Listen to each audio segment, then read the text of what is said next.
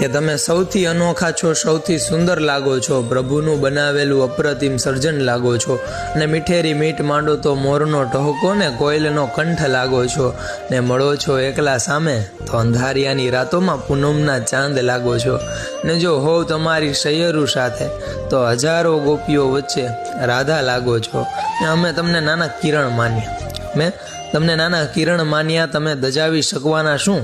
પણ તમારું મુખ જોયું તો સૂર્યનું તેજ લાગો છો, ને અમારું જીવ ગગન છે જેમાં વસે છે લાખ તારાઓ, કે અમારું જીવ ગગન છે જેમાં વસે છે લાખ તારાઓ, પણ તમે લાખ તારાઓનો ગુરુર તોડી ગયા, તમે તો શરદ પૂનમના ચાંદ લાગો છો,